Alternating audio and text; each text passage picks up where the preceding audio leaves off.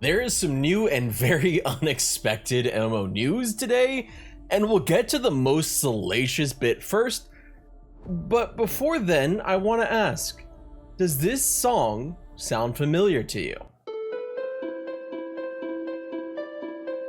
Because if so, this next bit will either bring a lot of joy to you or fear.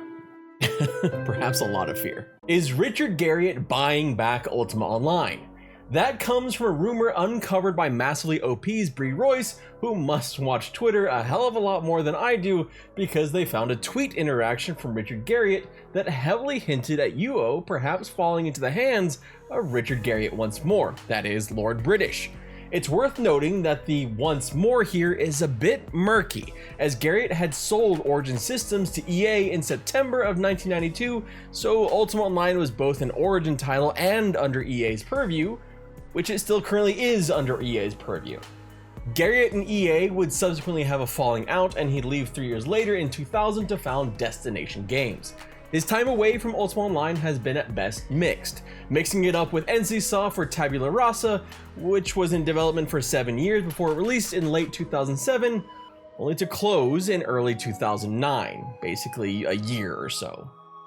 That breakup appears to have gone even worse, as Richard Garriott would go on to sue NCSoft after departing and actually win the case. But that's all more legal stuff than I want to get into.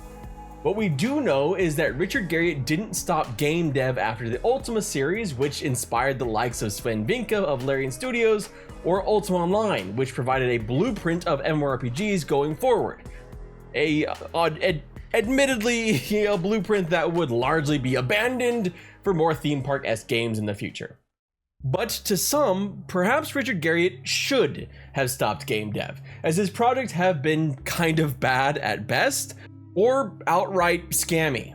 Shroud of the Avatar was a Kickstarter project in 2013 that launched into early access on Steam in 2014 before fully releasing in March of 2018.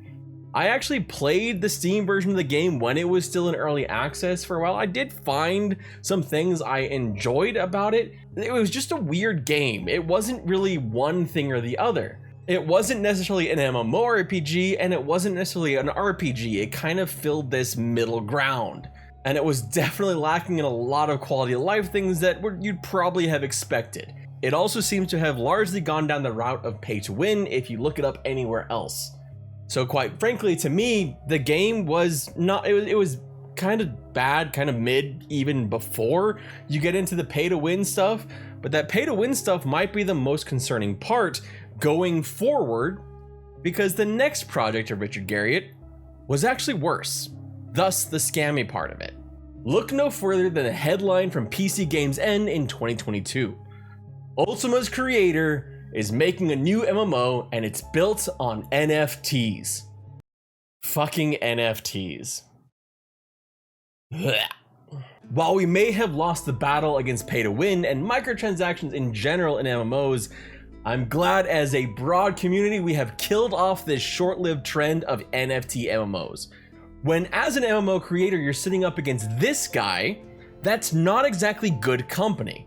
And this was only 2 years ago, but that project has pretty much disappeared. It's just gone, it's no longer going forward. This is also why I'm hesitant to say in any way, shape, or form that I think Richard Garriott coming back to Ultima Online is a good thing, even more so than Shroud of the Avatar.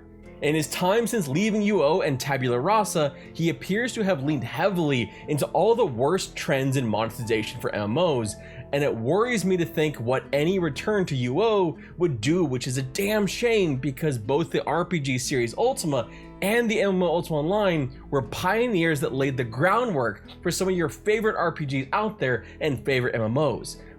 And from a personal note, I always thought of Richard Garriott as this really impressive game developer that had, in a lot of ways, shaped a lot of my childhood with Ultima Online. I just thought of him as this forefather of the MMORPG genre. In fact, he actually coined the term massively online role-playing game.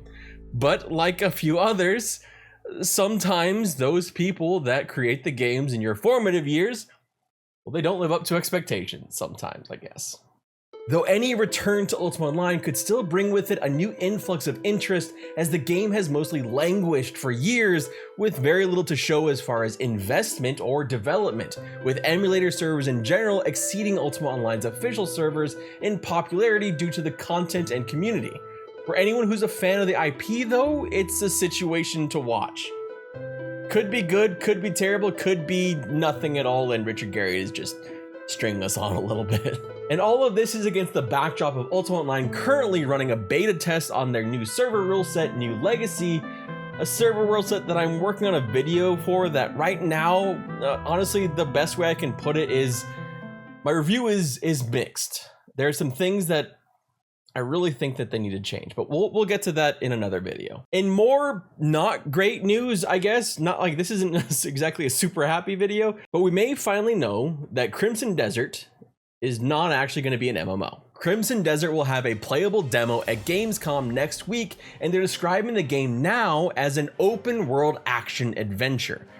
This is fitting with some of the communication we got from the game back in 2021 after it was kind of initially announced more as an MMORPG, which essentially said it's a narrative single player experience with seamless multiplayer, which to me sounds a lot more like Diablo 4 than say World of Warcraft. So if you consider the phasing in and out of Diablo 4 as an MMO, you might still consider it that, but it really is feeling more and more like a subgenre in between that's not exactly an MMORPG, but not exactly a single player game either. Safe to say it probably won't be competing directly against Paralybus's other title, Black Desert Online, if it's not a full-on MMO. Crimson Desert has been an interesting game for me. It looks like it could be fun, but we'll just have to see, hopefully get some more info about it from this playtest at Gamescom. But at the very least, they have now completely dropped MMORPG from the name of the game. But you know, actually, now that I think about it, that might not even mean that it's not an MMORPG anymore. Right, New World? Just saying. Now, I unfortunately won't get to attend Gamescom. It's high on my list of things that I want to do in the future, but I will be an official co-streamer of Gamescom, and I'll be streaming it here on YouTube as well as on Twitch. So we'll be streaming opening night as well as the awesome Indies showcase. And I'm really excited to get a look at some of those games that we might see, some of the trailers, and perhaps some new information. So you can come and hang out with me as we watch on August 20th and August 21st. This should be the largest game event still to come on the calendar until like really the Game Awards later this year, or the far superior, of course, Scuffed Game Awards, which you can find out more about right here in this video.